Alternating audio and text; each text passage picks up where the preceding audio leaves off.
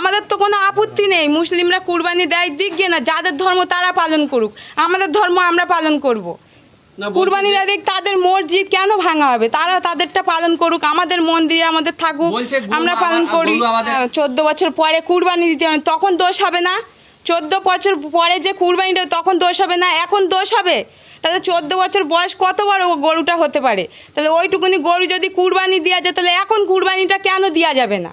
কিসের জন্য কুরবানিটা দেওয়া যাবে না? আমরা তো শুনিও নি, আমরা টিএমসির আমলে, সিপিএমের আমলে আমরা তো এসব কিচ্ছু দেখিনি, কিন্তু এখন বিজেপি যেই উঠেছে তখন এখন এইসব দেখা যাচ্ছে। মসজিদ ভাঙা হচ্ছে, ব্যবসাদারদের পেটে লাথি মারছে, তারা খেতে পারবে না, বসতে পারবে না।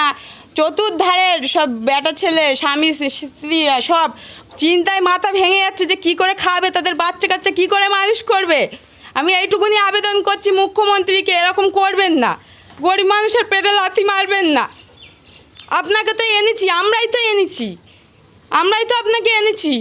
আপনি তো এসি ঘরে চেয়ারে বসে বসে হুকুম করে বলে দিচ্ছেন যে কুরবানি হবে না, ব্যবসা হবে না। তাহলে এইগুলো কি করে, আমরা কি করে সংসারটা চালাবো, আমরা বাচ্চা কাচ্চা কী করে মানুষ করব? আমাদের বিদেশেও যাওয়ার ক্ষমতা নেই, আমরা বিদেশে রপ্তানি করারও আমাদের টাকা নেই যে আমরা কোটি কোটি টাকা দেবো। আমাদের এইটুকুই সামর্থ্য, আমরা এইটুকু নিয়ে সুখে থাকতে চাই। এইটুকুই আপনাদের কাছে, মুখ্যমন্ত্রীর কাছে আমার এইটুকুই আবেদন যে আমরা যেটুকু নিয়ে আমরা বাঁচতে চাই, এইটুকু নিয়ে আপনি বাঁচান। কটা গরু আছে আপনার? আমার 6টা গরু আছে। এখন কটা বিক্রি হলো? একটাও বিক্রি হয়নি, একটাও গরু। উপায় আর কী হবে? এই তো মুখ্যমন্ত্রী তো ওখানে বসে বসেই বলে দিচ্ছেন যে গরু মানে কষাই আর হবে না, মানে কুরবানি আর হবে না। তা কুরবানি যদি না হয় আমরা এই গরু নিয়ে কী করব? আমরা বাচ্চা কাচ্চা মানুষ করব কী করে? পড়াশুনো শেখাবো কী করে? আমরা পেটের জ্বালা আমরা খাবো কী করে? এই ব্যবসা যদি না করতে পারি আমরা খাবো কী করে? আমাদের স্বামী সন্তান সব কী ভেসে যাবে, গলায় দড়ি দিয়ে মরবে। আমাদের এই গরুগুলো একদম দুধ নেই গরুর, এই গরুর যদি দুধ না থাকে আমরা এই গরু নিয়ে কী করব? এক একটা গরুর পিছনে প্রত্যেক দিন কেমন খরচ হয়? এক একটা গরুর পিছনে পার ডে 500-600 টাকা করে খরচা হয়। আচ্ছা, বলছে যে আপনারা দুধ বিক্রি করুন, দুধ বিক্রি করে আয় করুন, করে সংসার চালান, এটা কি সম্ভব? তো দুধ বিক্রি করা সম্ভব না। একটা গরুর যদি আমি আনি, যদি দুধ হয়তো আমার 3 মাস 4 মাস থাকলো, সেই গরুটা হয়তো আর দোয়াই করতে পারবো না। সেই গরুটা আমরা কি করব? সেই গরুটা আমরা খাটালে রেখে কি করতে পারি? ও গরু তো রেখে কোনো আমরা মূল্য পাবো না। তা আমরা যে দুটো গরু যে এনে দুধ দোবাই করব, আবার যে ব্যবসা কারবার করব, তা তো হবে না। ও গরু এনে কিচ্ছু হবে না। হয়তো 3 মাস 4 মাস দুধ হলো, এবার বসিয়ে কে খাবে? আমাদের নিজেদের পেট চালাবো না গরুর খাওয়াবো? অতদিন বসিয়ে রাখবো কি করে? আপনার কি বাজারে কোনো দেনা আছে? দেনা রয়েছে, আমার 4-5 লাখ টাকা দেনা রয়েছে। আমাদের সব দেনা, সব সুদ লোন করে আমাদের সব গরু তোলা। আমাদের নিজেদের কোনো ইয়ে নেই। আমাদের যা এই এতদিন কষ্ট করে, এই গরুর ব্যবসা কত কষ্ট, আমরা রাত দিন খেটে করে আমরা খুব কষ্ট করে আমরা এই ব্যবসা বজায় করেছি। এতদিন আমরা এত কষ্ট করে এই ব্যবসা দাঁড় করেছি, এখন যদি আমাদের এতে কিচ্ছু না পাই, মূল্য যদি কিচ্ছু না পাই, তাহলে আমরা এই ব্যবসা করে আমরা তো একদম পথের জলে ভাসবো, আমরা তো না খেয়ে মরবো। মুখ্যমন্ত্রী তো আমাদের পেটে লাথি মারছে। কেন? এই হিন্দু মুসলমান তো আমরা ভাই ভাই, কেন উনি এরকম কেন করবেন? কিসের জন্য করবেন এইগুলো?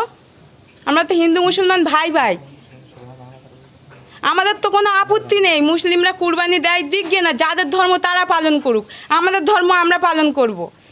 কুরবানি দেয় দিক, তাদের মসজিদ কেন ভাঙা হবে? তারা তাদেরটা পালন করুক, আমাদের মন্দির আমাদের থাকুক, আমরা পালন করি। আমাদের একটা দেবতা। হ্যাঁ, গরু একটা দেবতা, গরু গোমাতা, ঠিক আছে, আমাদেরও গোমাতা। তাহলে এইটা তো আমাদের ব্যবসা, আমাদের ব্যবসা করে খেতে হবে, ব্যবসা করে খেতে হবে তো এই গরুটা। না, অনেকে বলছে ভগবানকে নিয়ে ব্যবসা করবে, এটাও বলতে চাইছে। ভগবান, তাহলে তো সব দোকানে যারা এইসব ব্যবসা করছে, কাটাইয়ের ব্যবসা করছে, তাহলে তো কোনো ব্যবসাদার একটা মুরগি কাটতে পারবে না, একটা হাঁস কাটতে পারবে না, একটা ছাগল কাটতে পারবে না। তাহলে তো সব ব্যবসাদার বন্ধ হয়ে পেটের জ্বালায় তো তারা সব না খেতে পেয়ে গলায় দড়ি দিয়ে মরবে। তাহলে তো সব ব্যবসা বন্ধ হয়ে যাবে।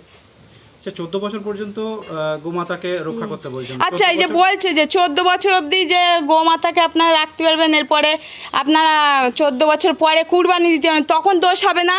14 বছর পরে যে কুরবানিটা, তখন দোষ হবে না? এখন দোষ হবে? তাহলে 14 বছর বয়স কত বড় গরুটা হতে পারে? তাহলে ওইটুকুনি গরু যদি কুরবানি দেওয়া যায়, তাহলে এখন কুরবানিটা কেন দেওয়া যাবে না? কিসের জন্য কুরবানিটা দেওয়া যাবে না? 14 বছর পর্যন্ত কি গরু বাঁচে? আর 14 বছর মানুষের গ্যারান্টি দেওয়া যায় না, তা একটা 14 বছর একটা গরুর কী করে আমরা গ্যারান্টিটা দিতে পারি?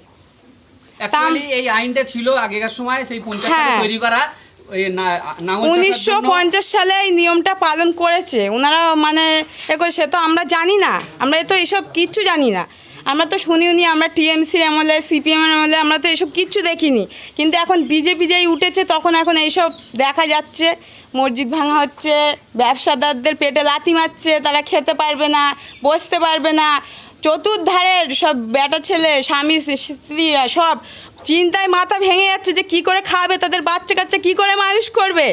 আমি এইটুকুনি আবেদন করছি মুখ্যমন্ত্রীকে, এরকম করবেন না, গরিব মানুষের পেটে লাথি মারবেন না। আপনাকে তো এনেছি, আমরাই তো আপনাকে এনেছি, আপনি তো এসি ঘরে চেয়ারে বসে বসে হুকুম করে বলে দিচ্ছেন যে কুরবানি হবে না, ব্যবসা হবে না, তাহলে এইগুলো কি করে, আমরা কি করে সংসারটা চালাবো, আমরা বাচ্চা কাচ্চা কী করে মানুষ করব।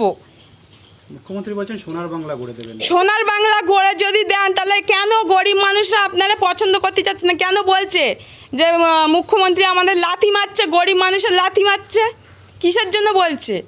তাহলে আপনি সোনার বাংলা তৈরি করুন, ভালো করে করুন, যাতে গরিব মানুষ যাতে পেটে দুটো ভাত খেতে পারে, কাজকর্ম করে খেতে পারে, তাহলে তো আপনাকে সেই আসনে বসাবে। তাহলে আপনি কেন এরকম করছেন, গরিব মানুষের পেটে কেন লাথি মারছেন?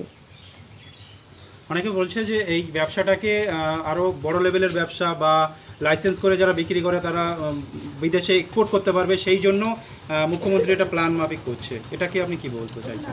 এটাকে কি বলবো, আমরা তো আর বিদেশে যেতে পারবো না, আমাদের তো অনেক টাকা পয়সা নেই যে আমাদের কোটি কোটি টাকা আছে যে আমরা বিদেশে গিয়ে কারবার করব কি কাউকে দেবো যে দিয়ে আমরা ঘরে বসে বসে ব্যবসা করব। আমাদের কোটি টাকা না, আমরা খুব কষ্ট করে গায়ের রক্ত ঘাম করে আমরা এই ব্যবসা দাঁড় করিয়েছি, গায়ের রক্ত আমরা জল করে এই একটু একটু করে তিল তিল করে আমরা বড় করেছি। তো এইটুকু দিয়ে যে আমরা যেটুকুই পারি সামর্থ্য করে আমরা এইটুকু করছি। আমাদের বিদেশেও যাওয়ার ক্ষমতা নেই, আমরা বিদেশে রপ্তানি করারও আমাদের টাকা নেই যে আমরা কোটি কোটি টাকা দেবো। আমাদের এইটুকুই সামর্থ্য, আমরা এইটুকু নিয়ে সুখে থাকতে চাই। এইটুকুই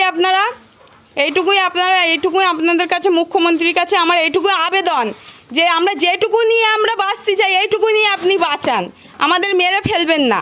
তাহলে আমরা বাচ্চা কাচ্চাগুলো কী করে পড়াশোনা শেখাবো, কী করে মানুষ করব।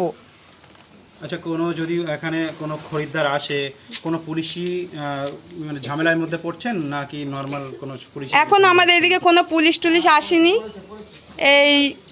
এসেছে এইদিকে তাহলে পুলিশ এসেছে, আমার বাড়িটা একটু ভিতর দিকে, আমি জানি না, তা যদিও আসে তাদের সঙ্গেও কথা বলবো, আলোচনা হবে যাতে সুযোগ সুবিধা দেয় তারাও যেন গিয়ে কথা বলুক মুখ্যমন্ত্রীর সঙ্গে, শুভেন্দু অধিকারের সঙ্গে কথা বলুক, যেন গরিব মানুষের পেটে না লাথি মারে, আমাদের ব্যবসাটা ভালো করে করুক, চালাক, তাহলে সব মানুষ আশীর্বাদ করবে, গরিব মানুষ তাকে অনেক করবে। এইসব কথা যেন আমাদের মানে মনে দুঃখ দিয়ে আমাদের যেন না কাঁদায়, আমাদের চোখের জল যেন না পড়ে, আমরা যেন বাচ্চা কাচ্চা ভালো করে মানুষ করে যেন আমরা খেতে পারি। আপনার নাম এবং গ্রাম? আপনার নাম এবং আমার নাম মাধবী ঘোষ, বামুনিয়ায় থাকি, বামুনিয়া ঘোষপাড়া।